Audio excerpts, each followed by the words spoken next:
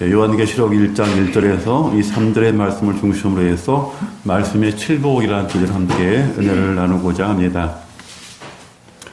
오늘 이 예배에 참석하시고 함께 예배를 드리는 모든 사랑하는 성도들의 가정과 또 자녀들 또 직장 위에 하나님의 원하신 축복이 임하시기를 주님의 이름으로 축원합니다. 계시의 말이라, 예수 그리스도의 계시라. 그래서 여기는 지금 요한계시록이라고 되어 있는데 원래 천년 그 시대에는 예수 그리스도의 계시라라고 기록이 되어 있지요. 그래서 왜 계신가라고 하는 것은 바로 이 계시의 말씀들이 우리에게 너무나 소중하기 때문에 그렇습니다. 다른 성경들을 보게 되면 마태복음, 누가복음, 마가복음, 요한복음, 또 사도행전, 로마서 이렇게 기록을 하고 있는데 왜 이것은 요한계시록이라고 했냐는 것이죠. 계시록이라는 이 말은 결국은 종말론적인 말이다라고 할 수가 있는 것이죠. 그래서 이 말씀을 전하는 통로가 그렇습니다. 하나님께서 예수 그리스도를 통해서 또 천사를 통해서 종들을 통해서 성도들을 통해서 하고 싶어 하신 말씀들을 기록해 놓은 책이라는 것이죠. 그래서 요한 사도를 통해서 오늘 우리들에게 말씀을 주시는데 과연 이 복이 있는 사람이 어떠한 복을 가지고 있는 사람이 어떠한 자인가라고 얘기하는 것이죠. 그리고 우리가 이렇게 생각하고 있는 그 복과 또 성경에서 기록한 복은 차이점이 얼마나 있는 것인가라는 것에 대해서 기록을 해 놓았죠. 그래서 오늘은 우리가 이게 복에 대해서 한번 좀 살펴보려고 합니다. 이 복, 여러분들께서도 복을 많이 좋아하시잖아요. 또 저 역시도 복을 받기를 원하고 있고 또 우리 사랑하는 성도들이 이 예배를 통해서 하나님의 원하신 복을 받기를 또한 소망하고 있고 또 원하고 있는 것이고요. 그래서 모든 사람들은 남녀노소 할 것 없이 이 복에 대해서 관심을 갖고 있습니다. 그리고 이 복에 대해서 아주 좋게 여기고 있습니다. 그래서 성경에서도 복 있는 사람이라고 얘기를 하고 있습니다. 그래서 마태복음 5장 1절에서부터 11절의 말씀을 기록한 것을 보게 되면 다 복에 대해서 말씀을 해주셨죠. 그래서 그 복이 오늘 우리들에게도 가장 소중하기 때문에 하나님은 이 복이라는 것을 우리들에게 남겨주셨습니다. 그런데 성경에서 얘기한 복과 또 우리들이 생각하는 복은 좀 다르다는 것을 알 수가 있어요. 저와 여러분이 유교 사상이라고 하죠. 유교 집안, 우리나라의 그 종교라고 보게 될 수가 있죠. 그래서 우리나라에서 가장 좋아하는 복이 뭐냐라는 것을 제가 몇 가지 찾아봤어요. 그런데 한 7가지 정도가 나오는데 그 첫 번째 여러분이 잘 알다시피 그 복주머니 알죠. 복주머니는 이 남녀노소가 다 좋아하는 것이고 거기에 오색 색깔을 입혀서 이렇게 하는 것도 있고 또 비단이나 무명, 이 천으로 만든 것도 있는데 거기에 글씨를 새겨놓는데요. 수, 복, 부, 귀, 휘 이런 글자를 새겨놓는다고 그래요. 그리고 십자생, 불로초, 또 박쥐, 국화 등의 이 무늬를 새겨놓는다고 그래요. 이것은 사악한 것을 물리치고 이 복이 들어온다 그런 의미를 가지고 있다고 그래요. 그리고 여러분이 잘 알다시피 복조리. 복조리는 음력 1월 1일 날 우리가 많이 걸어놓죠. 근데 이 복조리의 개념은 우리가 이렇게 쌀을 씻을 때에 이렇게 살살 흔들면은 무거운 돌멩이 같은 것은 밑으로 내려가고 이 곡식들은 위로 차곡차곡 쌓이잖아요. 그래서 이 복이 그 곡식이 쌓이듯이 차곡차곡 쌓인다라는 뜻을 가지고 있어서 복조리를 나눠주고 복을 걸어준다고 해요. 그리고 갈퀴는 복을 긁어 담는다라는 뜻을 통해서 갈퀴를 좋아한다고 그래요. 그리고 보자기는 복을 쌓아준다라는 뜻을 가지고 있대요. 그래서 우리가 명절 때 선물을 하게 되면 선생님이나 또 지인분들에게 가족들에게 선물을 할 때는 보자기에다 쌓아주게 되잖아요. 그것은 그 과일을 포장하기 함이 아니라 어떠한 물건을 포장하기 함이 아니라 내가 선생님이나 지인들에게 복을 쌓아드립니다라는 뜻을 가지고 있대요. 그래서 보자기를 이렇게 복을 쌓아준 뜻 이렇게 갖고 있고, 여러분이 편자라고 알아요? 편자? 이 편자라고 하는데, 편자는 여러분이 쉽게 볼 수 있듯이 그 말 발굽 아시죠? 말 발에 이렇게 U자 모양으로 달아놓는 거. 말일 발이 상하지 않게끔 해놓는 것이잖아요. 그게 편자라고 그래요. 근데 그것을 U자 모양으로 걸어놓게 되면 거기에 복이 쌓인다. 이런 것을 통해서 편자를 걸어놓기도 한다고 그래요. 그런데 그 편자의 값이 얼마인가 제가 조사를 해봤어요. 9만 원에서 50만 원까지 있더라고요. 편자가. 그게 이 상품으로 나와 있어요. 그래서 그것을 주는 자가 또 받는 자가 복이 있다라고 그런 개념으로 그것을 하더라고요. 그리고 이 셋대 아시죠? 복을 원하는 장소, 즉 현관이나 집에 복을 담아둘 곳에다가 그 편지 셋대를 걸어놓는다고 그래요. 이것이 우리 대한민국 대표적인 이 복의 그런 모습이에요. 그래서 우리 이 명절 때나 또 어느 제사 때나 뭐 이런 걸 보게 되면 그런 부분이 다 있는 것 같아요. 근데 이것은 우리가 이 동양적인 이 삶에 눈에 보여지는 그런 복이 있고, 근데 성경에서 우리에게 제시한 복은 눈에 보이는 성경의 복도 있지만 눈에 보이지 않는 복도 있다는 거예요.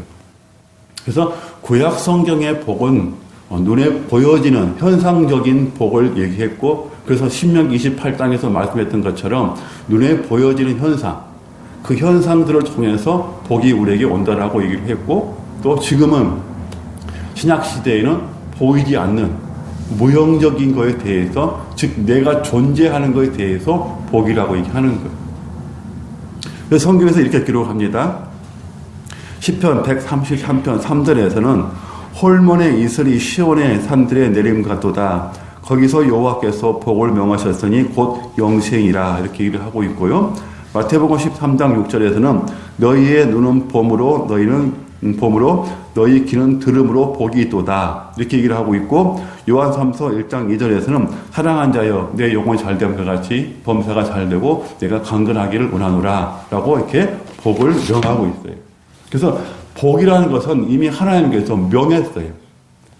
우리 성도들에게, 믿는 자에게 명을 했어요. 그런데 명을 했는데 그 복이 눈에 보여지는 현상의 복보다는 보이지 않는 나의 존재성, 이 영생의 복이 곧 하나님의 명령이라는 거죠. 그래서 오늘 이 요한계시록에서도 1장 3절에서 보게 되면 그렇게 말씀하십니다. 예언의 말씀을 읽는 자와 듣는 자와 그 가운데 기록한 것을 지키는 자가 복이 있다라고 하셨는데, 분명히 그 복 가운데 단서를 하나 다뤄놨어요. 자, 이런 자가 복이 있는데, 자, 왜 그러냐는 것을 말씀해 주고 있는 것이죠. 때가 가까웠다라고 하는 것이죠. 때가 가까웠다. 그 말씀을 하시면서 우리들에게 지금 말씀을 하시는 거예요. 그래서 제가 요한계시록을 이 복에 대해서 찾아봤어요. 과연 몇 개나 되는지, 왜 하나님께서 이 복을 이렇게 기록을 해 놓으셨는지, 이 마지막 장에. 그래서 제가 한번 그걸 찾아봤어요. 자, 요한계시록 오늘 1장 3절에서는 그렇게 얘기합니다. 이 예언의 말씀을 읽는 자와 듣는 자와 그 가운데 그 기록한 것을 지키는 자가 복이 있나니 때가 가까움이라 라고 분명히 설명하셨고, 요한계시록 14장 13절에 또 내가 들으니 하늘에서 음성이 나서 가로되 기록하라, 작은 이유로 주 안에서 죽는 자들은 복이 있도다 하시매, 성령이 가라사대 그러하다 저희 수고를 그치고 쉬리니 이는 저희의 행한 일이 따름이라 하시더라. 또 요한계시록 16장 15절에 보라 내가 도적같이 오리니 누구든지 깨어 자기 옷을 지켜 벌거벗고 다니지 아니하며 자기의 부끄러움을 보이지 아니한 자는 복이 있도다, 이렇게 기록을 하고 계시고요. 또한 요한계시록 19장 9절에 천사가 내게 말하기를 기록하라, 어린 양의 혼인잔치에 청함을 입은 자들이 복이 있도다 하고, 또 내게 말하되 이것은 하나님의 참되신 말씀이라 하기로 아멘 했다고 하고요. 또한 20장 6절에 첫째 부활에 참여한 자들은 복이 있고 거룩하도다. 둘째 사망이 그들을 다스리는 권세가 없고 도리어 그들이 하나님과 그리스도의 제사장이 되어 1000년 동안 그리스도를 더불어 왕노하리로다, 이렇게 기록을 하고 있고, 또 22장 7절에 보라 내가 속히 오리니 이 책의 예언의 말씀을 지키는 자가 복이 있으리라 하시더라. 그리고 마지막에 요한계시록 22장 14절에 그 두루마기를 빠는 자들은 복이 있으니 이는 저희가 생명나무에 나아가며 문들을 통하여 성에 들어갈 권세를 얻으려 함이로다. 아멘. 이렇게 여러 가지 7가지의 복을 나열을 해놓고 있어요. 그런데 여기서 가장 큰 복이 무엇이냐라고 하는 거예요. 이 복 중에서 성경을 읽고 또 듣고 그 가운데 기록한 것을 지키는 자가 복이 있다라고 말씀하셨는데, 22장 14절에서는 마지막 절에 뭐라고 기록을 하고 있냐면 그 그 두루마기를 빠는 자가 복이 있다라고 하고 있어요. 그리고 생명나무에 나아가면 문들을 통하여서 성에 들어갈 권세를 얻었다고 그래요. 자, 이것은 두루마기를 빤다고 하는 것은 예수 그리스도로 말미암아서 그 보혈로 말미암아서 나의 죄가 사함 받았다라는 것을 말씀하는 거예요. 두루마기를 빠는 자라고 하는 것은 내가 예수 그리스도로 말미암아서 죄 사함을 받았기 때문에 이 성에 들어갈 권세가 있다는 거예요. 자, 이런 자가 결론적으로서는 큰 복이 있다라고 말씀하시는 거예요. 자, 그러면 여기까지 가기 위해서 우리는 무엇을 해야 하냐는 것이죠. 그것은 바로 하나님의 성경의 말씀을 읽고 듣고 지키라고 하는 것인데 주일날에 한 설교를 통해서 1시간 설교를 통해서는 부족하다는 거예요. 설교만 듣고 내 신앙을 지켜나가기가 너무 악하다는 거예요, 세상이. 그래서 주일날 여러분이 예배를 드리고 그 예배 이후에도 그 뒤에도 계속해서 하나님의 말씀을 같이 동행해야 한다는 거예요. 말씀과 함께 해야 한다는 것을 얘기해 주고 있는 거예요. 우리가 이 성경을 볼 때에 마태복음 5장 1절에서 11절의 말씀을 보게 되면 9절까지가 팔복에 대한 것이 나옵니다. 심령이 가난한 자는 복이 있다고 있고 찬양했던 것처럼 팔복에 대해서 나오는데 거기에 우리가 좀 의심스러운 것이 있어요. 여기까지 우리가 보지 않아요. 이 팔복에 대해서만 우리가 중점적으로 초점을 맞추고 있기 때문에 마치 이런 사람은 복이 있을 것이라고 생각을 하는 그런 개념을 갖고 있는데 우리는 이런 사람이 될 수가 없어요. 첫째적으로 우리는 한 가지도 못 지켜요. 심령이 가난한 자는 복이 있다고 했는데 가난할 수가 없는 사회예요. 그렇기 때문에 우리는 그 복을 받지 못하는 거예요. 그리고 또 뭐라고 말씀하셔요? 심령이 가난한 자는 복이 나는 천국이 저희 것이다. 애통한 자, 온유한 자, 의에 줄이고 궁의력인 자, 마음이 청결한 자, 화평한 자, 의를 위한 자. 이런 것을 우리는 할 수가 없는 거예요. 힘이 없어요. 우리가 할 수 있는 힘이. 그런데 11절의 마지막 절에 우리가 꼭 알아야 할 것이 있는 거예요. 왜 하나님께서 예수 그리스도 이 산상복음, 이 팔복에 대한 너무나 소중한 이 복음을 여기에 기록해 놓았냐 하는 것이죠. 거기 11절에 이렇게 기록을 합니다.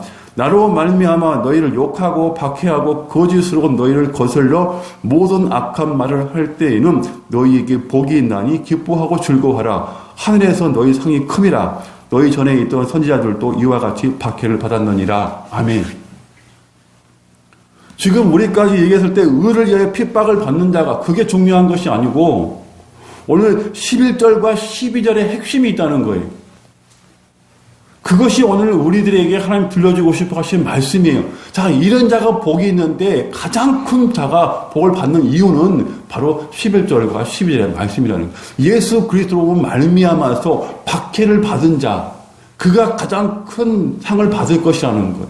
그 상이 오늘 뭐예요? 그 상이 요한계시록에서 얘기했던 것처럼 그 상이 오늘 하나님의 성에 들어갈 권세를 받은 자라는 거예요. 그러면 그 10절까지의 말씀은 뭐예요? 그 10절까지의 말씀은 바로 세상을 바라볼 수 있는 눈에 보이는 현상의 복이라는 것을 말씀해 주고 있는 거예요. 그리고 11절부터 12절의 말씀은 보이지 않는 현상이 아니라 무형, 보이지 않는 그 영적 세계의 박해를 말씀해 주고 있는 거예요. 자, 이것을 이겨낸 자, 바로 이런 자가 복이 있다라고 하시는 거죠. 자, 이런 자에게 반드시 내가 상을 베풀 것인데 그것이 바로 하나님의 보좌 우편에 가는 길이다라고 말씀하시는 거예요. 그래서 예수님께서도 늘 성전에서 유대인들과 바리새인들과 서기관들과의 그 논쟁 가운데 가장 많이 있던 것이 뭐예요? 하나님의 말씀이었던 거죠. 늘 하나님의 말씀을 읽고 그 말씀에 대해서 풀어주고 그리고 제자들에게도 하신 말씀도 너희들에게 이것이 허락되었으나 저들에게는 감추어진 비밀이다라고 하시는 것이죠. 그래서 로마서에서 말씀했던 것처럼 우리의 눈에 감춰져 있던 것들을 벗겨주시기 위해서 예수께서 오셨다고 그래요. 자, 그렇다면 오늘 우리가 진정 복을 받을 수 있는 방법은 뭐냐는 거예요. 하나님의 이 말씀을 읽을 수 있는 눈이 떠져야 한다는 거예요. 눈이. 그리고 이 말씀을 읽으면서 들을 수 있어야 한다는 거예요. 그리고 들었으면 행함으로 옮겨져야 하는 실천의 방법이 있어야 한다는 거죠. 행함으로 구원받는 것이 아니고 우리가 행함으로 실천해야 한다는 거예요. 실천의 방법이라는 것이죠. 그래서 이런 사람이 복이 있다라고 하시는 것이고, 야고보 사도가 얘기했던 것처럼 이렇게 믿음이 좋고 말씀을 읽고 다 한다 할지라도 거기에 행함으로 옮겨지지 않는 삶이라면 죽은 믿음이다 하는 거예요. 그래서 우리 그리스도인들이 하나님께 복을 받을 수 있는 그 근거는 하나님의 말씀을 읽고 듣고 그 가운데 기록한 것을 지켜 행할 때에 우리 눈에 보여지는 현상의 복도 보이지 않는 무형의 복도 받는다는 거예요. 그랬을 때 우리에게 영생이라는 것이 우리에게 해당이 된다는 것이죠.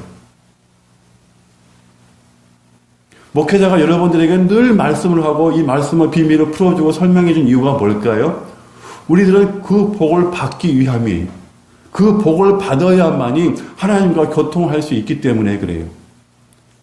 여러분이 대표적으로 얘기하는 것이 뭐예요? 11조를 내음을 통해서 복을 받는다. 창고에 쌓아둘 곳이 없다. 그 복을 받게 한다. 늘 설명하고 듣습니다. 그럼 여러분 한번 생각을 해보십시다. 하나님은 이 천지의 것이 다 하나님의 것입니다. 그분이 다 스스로 다 지으셨습니다. 우리까지도 지으셨습니다. 근데 우리가 하나님께 드림으로 복을 받는 통로가 된다고 한다면 우리가 하나님이죠. 그렇잖아요? 우리가 드릴 것이 뭐가 있습니까? 그 씨를 심을 수 있는 씨를 남겨두신 이가 누굽니까? 하나님이시잖아요. 곡식을 씨를 뿌리기 위해서 남겨주신 이가 누구십니까? 그 씨를 주신 이가 누구십니까? 하나님이시잖아요. 근데 우리가 11조를 드림으로 해서 헌금을 함으로 인해서 복을 받는 통로가 된다고 한다면 아직 우리는 성경에 접근하지 못하고 있는 거예요.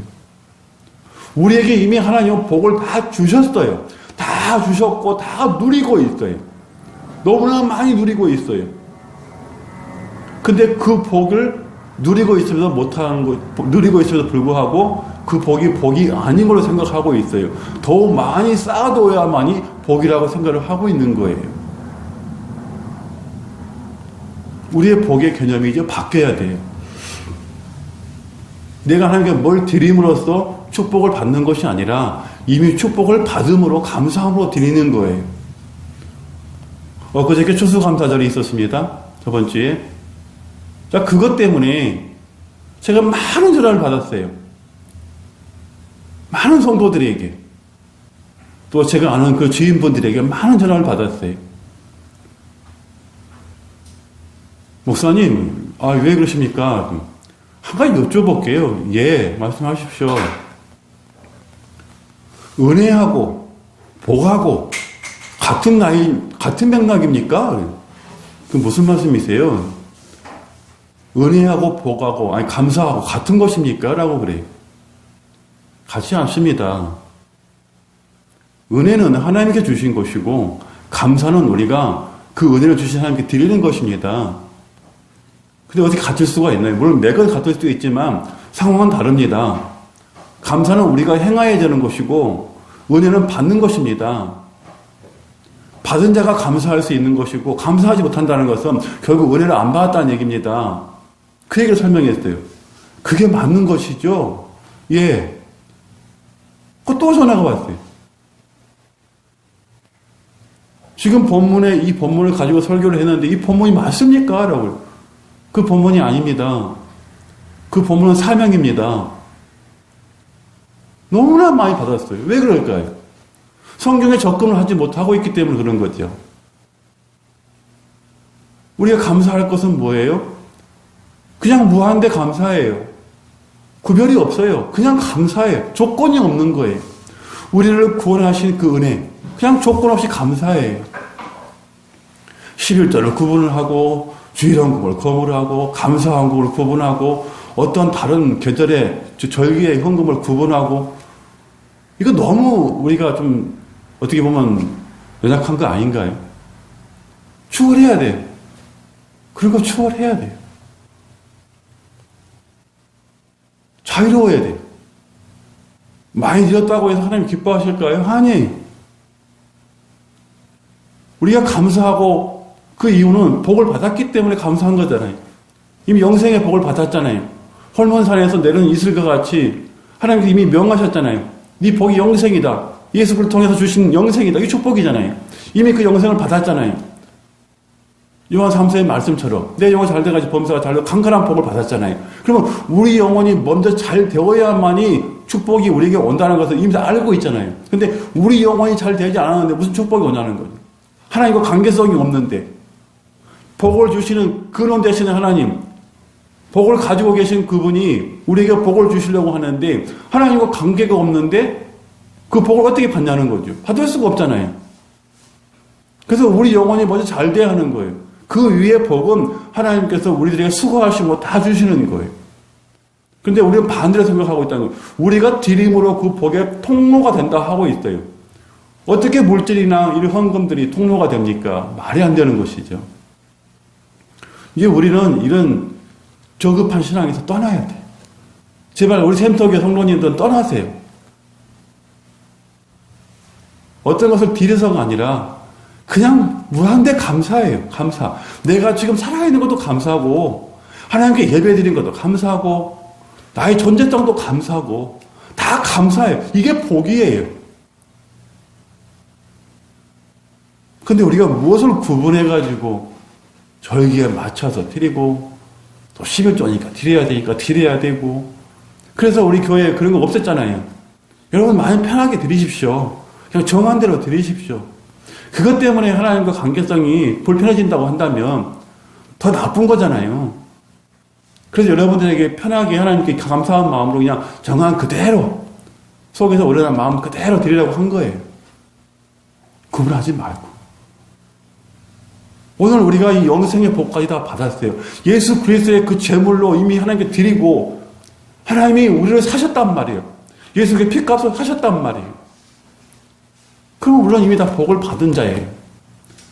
이 대한민국에서 얘기하는 이 복조리의 복이 아니라 그걸 담는 그런 복이 아니라 이미 하나님께서 영생의 복을 주셨으면 그 이후의 삶의 복은 다 따라오는 거예요. 따라오는 거예요. 그것을 우리가 제대로 사용하지 못하고 있는 거예요. 제가 그래서 그런 얘기도 많이 합니다. 식사 시간에 기도할 때. 물론 다른 분들이 이게 식사를 제공할 때가 있어요. 그럼 그때 가서 그렇게 기도를 합니다. 하나님, 이것을 통해서, 이 대접한 손길을 통해서 복 받기를 원합니다. 그러나 하나님께서 먼저 복을 주셨기에 또 저와 다른 지인들에게 이 복을 베풉니다. 더 많이 베풀 수 있도록 하나님께서 동행해 주십시오. 그렇게 기도를 합니다. 저와 여러분은 이미 복을 다 받은 사람들입니다. 사랑하는 성도 여러분, 우리가 어떠한 이 미신적인 유교적인 복을 받기보다는 이미 저와 여러분이 하나님과의 영생의 관계가 예수 그리스도로 말미암아서 그게 정확하게 확립이 되어 있으면 그 복은 다 따라온다고 분명히 성경은 기록을 합니다. 그리고 이런 자가 복이 있다라고 하는 것이고 그래서 신명기 28장에는 그렇게 말씀하십니다. 나가도 복을 받고 들어가도 복을 받고 너희의 떡 반죽 그릇이 복을 받을 것이고 외양간의 소가 들의 곡식이 다 복을 받을 거라고 하십니다. 하나님과 관계성만 회복되면 이스라엘 백성들이 망한 이유가 뭡니까? 그 관계성이 깨져버렸어요. 우상을 섬겼단 말이에요. 그러니까 그 복이 떠나는 거예요. 그래서 예수님께서 그것을 다시 정립하고 싶어서 오셨잖아요. 그 오셔가지고 무형, 보이는 것이 아니라 보이지 않는 이 무형의 그 복을 우리에게 주셨잖아요. 그럼 이미 여러분들은 하나님으로 말미암아서 예수 그리스도를 그 구주로 영접하게 되면 복이 다 따라오는 거예요. 그냥 오는 거예요. 그래서 너희는 먼저 그의 나라와 의를 구하라. 그러면 먼저 구하면 그 모든 것이 너에게 더할 줄을 하나님이 아실 것이니라. 먹고 마시고 쉬어가는 것은 이방인들이 구하는 것이냐. 너희는 그렇게 하지 말아라. 그렇게 말씀하시잖아요.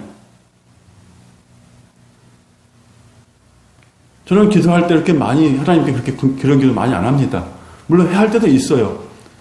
그리고 가장 내가 많이 기도한 것은 우리 성도들 가정마다 평안하고 주께서 간섭하시고 그곳에 세대주가 되게 해달라는 그런 기도를 가장 많이 합니다.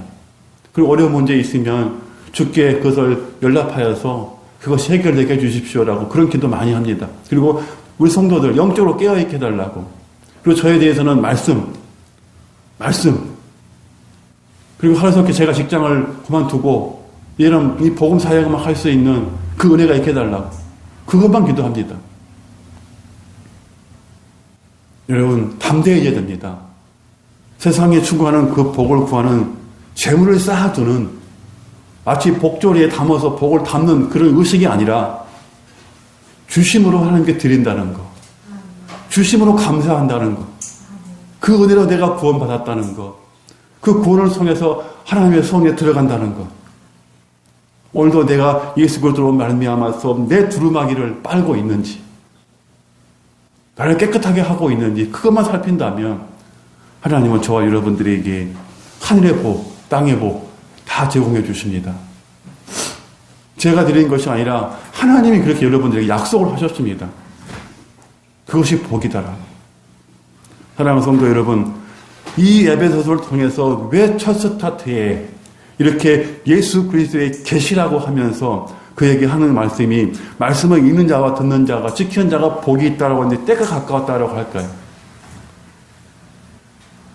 사랑하는 성도 여러분, 이제 우리는 이 복의 개념, 즉 아쉘, 이 아쉘이라는 뜻은 하나님이 나와 함께 하신다는 뜻이 아쉘. 이것이 가장 큰 복이신 것을 기억하시기를 바랍니다. 그리고 만군의 여호와, 그분이 여러분과 함께 하신다는 거예요.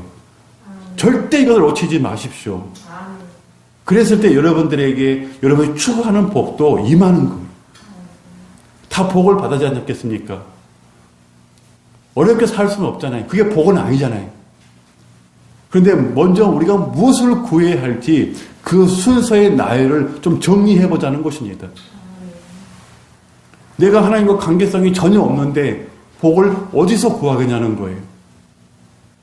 그저 그냥 하늘의 성신께요? 하늘의 성신도 하나님이에요. 그들이 하나님을 알지 못하기 때문에 하늘의 성신께 기도하는 거죠.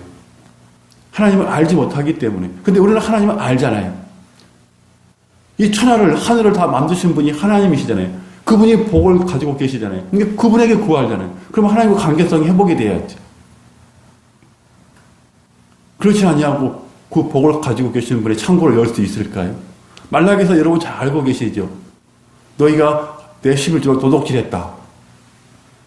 내가 11조를 갖다 주면 너의 창고에 가득가득 채워서 줄 것이다. 나를 심어해봐라. 그렇게 말씀하시잖아요. 근데 그것을 내가 그렇게 설명을 했죠, 여러분들에게. 그 본문 그 뜻 그대로 보시면 안 된다고. 왜 이 배경이 나왔는지를 살펴보라고 말씀했잖아요. 바로 그거예요. 하나님의 창고에 여러분 각자에게 주시는 복들이 다 나열되어 있어요. 근데 그 창고 아무리 급하다고 해서 창고 열쇠 없이 그 창고를 열 수는 없잖아요. 개방시킬 수는 없잖아요. 그 비밀번호가 누구예요? 예수란 말이에요. 항상 여러분에게 말씀했던 것처럼 예수란 말이에요. 그 비밀번호가 그 예수가 창고에 붙어있단 말이에요. 그러면 예수님을 통해서 그 창고의 문을 열어야죠. 하나님이 그게 법으로 정해놓으셨어요.